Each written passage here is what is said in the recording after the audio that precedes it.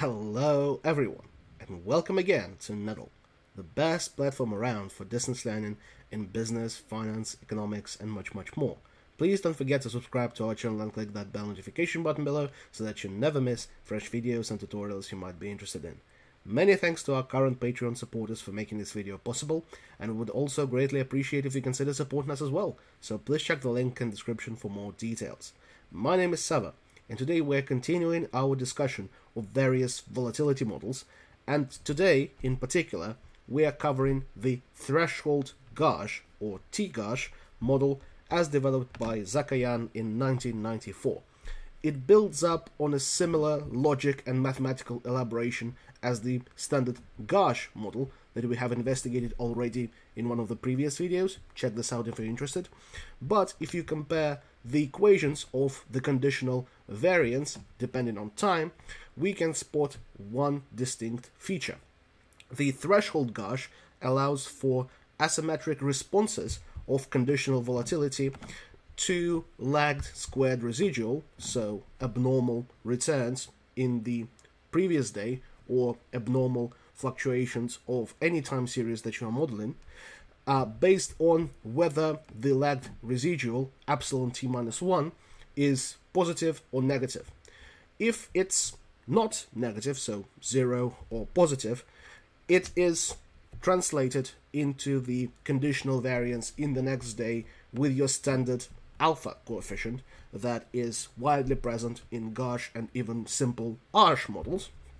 But if the residual in the previous day is negative, so it means that the stock market goes down, for example, or inflation is lower than expected, and so on and so forth, depending on the nature of the time series you investigate, then the TGARCH model of Zakoian allows the squared residual of this particular day be translated with a varying differential coefficient theta. It means that the persistence of immediate variance proxied by epsilon t minus 1 squared, varies based on the fact whether the disturbance in the previous day, epsilon t minus 1, was negative or positive. If it was positive, then the persistence is alpha, and if it is negative, the persistence is alpha plus theta. And theta can be positive or negative, allowing for different immediate variance persistence throughout time. And obviously, the usual beta parameter models the persistence of conditional variance through time using the simple GARCH logic. So how to estimate a threshold GARCH model in Excel? Well, we first of all start with our usual data set, the returns of S&P 500 from December 2014 until November 2019, and we can calculate our simple average across the sample and presume that that's the starting value of our mean, our constant mu. Then we can calculate the simple standard deviation across the sample using the stdev.s function and calculate the variance, the constant variance, by just squaring it and presuming that here our starting parameter values would be consistent with the constant volatility assumption. Constant volatility assumption here translating into zeros as values of alpha, beta, and theta. And we can see if we can improve over this baseline case, the constant volatility assumption, and we can also see if we can improve over the standard GARCH output, judging by the log likelihood value, for example. And we can approach the modeling of log likelihood and maximum likelihood estimation for the TGARCH model a little bit later into the video. But now we can just calculate our residuals based on the difference of observed value of our time series, observed return, and the expected value of it, here being just the constant mu. Then we can square this residual, this being our realized variance at every single day. Then we need to calculate the lagged squared residual by just referring to its value in the previous day. And here we can already calculate our realized volatility, it being the square root of our squared residual at a particular day. Then we can calculate our conditional variance. And there is, again, a hole that we need to cover, with conditional variance in the very first day, and just as with standard ARCH and GARCH, you assume conditional variance in the very first day when you have no lagged squared residual to refer to is equal to the long run volatility, which is the square root of our omega unconditional variance over 1 minus alpha minus beta. Here theta can be included into this calculation or not, and most of the time it is not, because, well, in the scenario where the volatility just relaxes towards some long run value, you do not really expect there to be negative disturbances over and over again. So this can be omitted from the picture and also allow for some interesting convergence scenarios, which we will discuss a little bit later. But without further ado, we can input the conditional variance in the first day to be equal to long run volatility squared, as variance is volatility squared as always. And then we can start calculating our conditional variance based on lagged squared residual and lagged conditional variance, also accounting for the fact whether the residual in the previous day has been positive or negative, accommodating for the TGARCH logic in the process. So first of all, we need to input our unconditional variance omega here, which in the baseline case is just equal to our constant variance, our sample variance, adding up alpha, which is the parameter that accommodates for immediate variance persistence, times the lagged squared residual, which is conveniently represented in this cell. Then we need to add theta, which is the differential slope of immediate variance persistence based on the fact whether our lagged residual is positive or negative.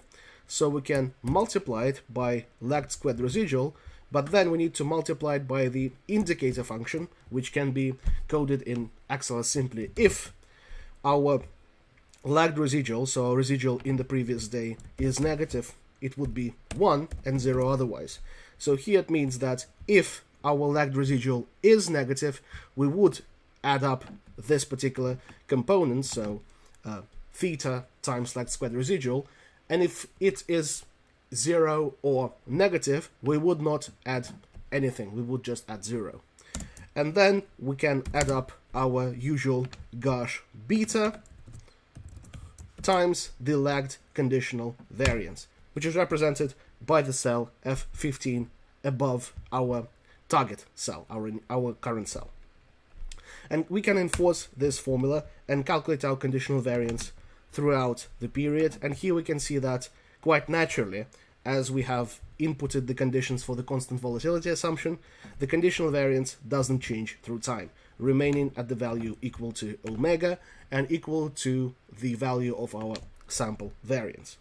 Now we can calculate our conditional variance as per the TGARCH model, so just calculating the square root of this particular cell, and then we can bottom calculate those all the way down and see that we have simply inputted the constant volatility assumption in this orange line that represents TGARCH. This will change as we estimate parameters, and we can see how well the usual GARCH model in gray mimics the patterns of realized volatility in blue. But can TGARCH do better than GARCH? Well, this is something that we'll discover when we maximize the log likelihood of our estimation. So here we need to calculate the log likelihood function throughout all of our observations, and here is the likelihood function that we need to consider. Unlike in the GARCH model, this function is maximized on 5 parameters, theta being thrown into the picture, but the functional form of it is exactly the same. It is the probability density function of the normal distribution that accommodates realized variance, epsilon t squared, and conditional variance, vt squared, also accommodating for conditional volatility, vt. So here we can just calculate the natural log of 1 over the square root of 2 times pi, and then we need to calculate the conditional volatility at that particular point in time, so we can just input the conditional variance under the square root. That would calculate the conditional volatility as the square root of the conditional variance is conditional volatility. And then we can multiply that by our exponent.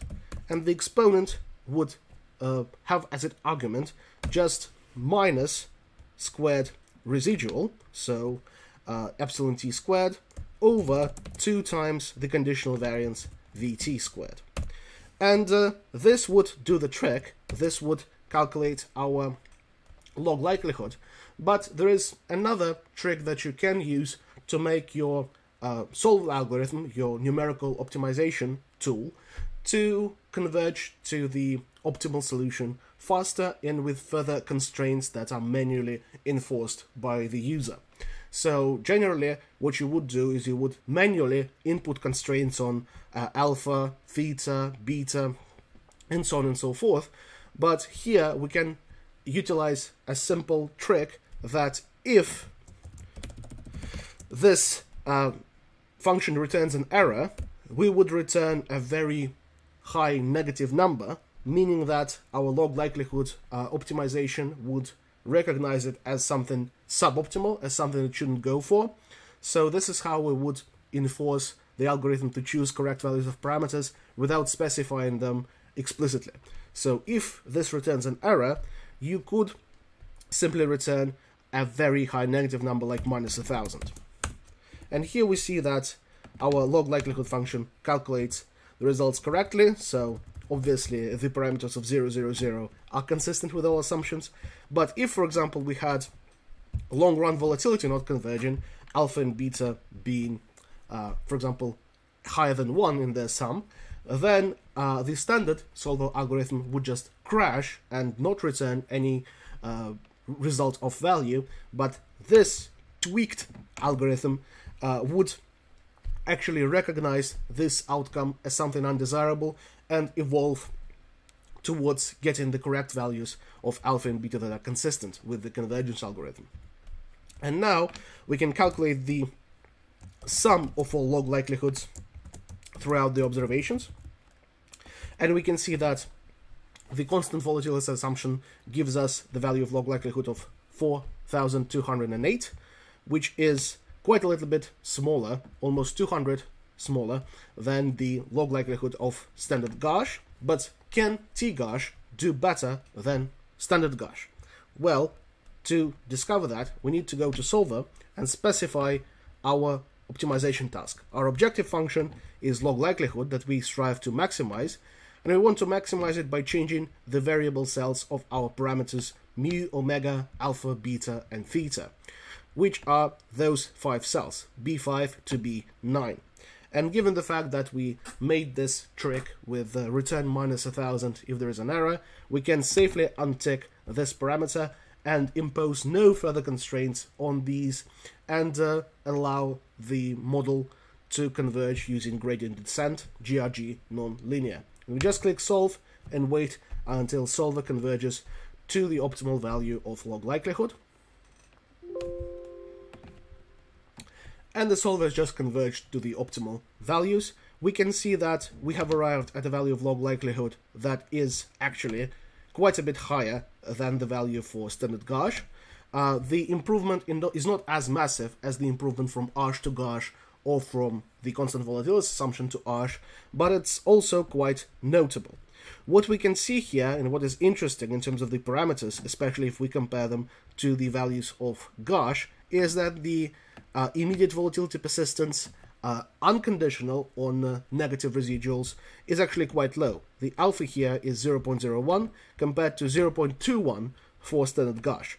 Where immediate volatility persistence is prominent is when the residual is negative. Here, the differential impact of negative residuals onto immediate volatility persistence is higher than 0.3. It means that if there is a negative residual, immediate volatility persists with a coefficient of the sum of the two, so 0.33, while here it is 0.2, meaning that the impact of immediate volatility persistence is indeed quite asymmetric with regards to positive or negative disturbances in the previous observation. What is also quite interesting is that this sum is actually higher than 1.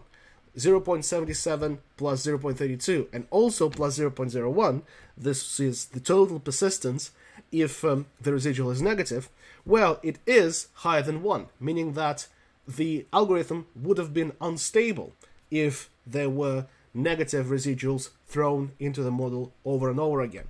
But given the fact that negative residuals cannot occur indefinitely, this locally unstable configuration is actually stable throughout, arriving at some non-infinite value of long-run volatility. This is some interesting feature of TGARCH that this conditional treatment of immediate volatility persistence allows to model for.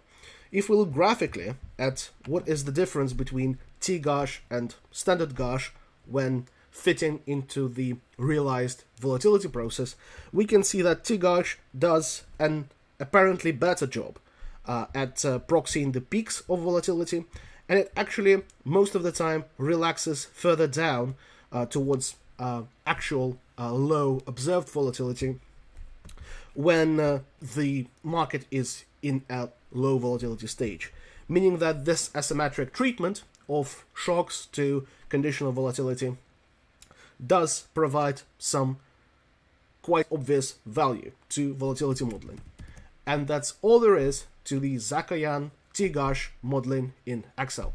Please leave a like on this video if you found it helpful. In the comments below, I'm eager to see any further suggestions on videos on business, economics, or finance topics you would like me to record. And please don't forget to subscribe to our channel or consider supporting us on Patreon. Thank you very much, and stay tuned.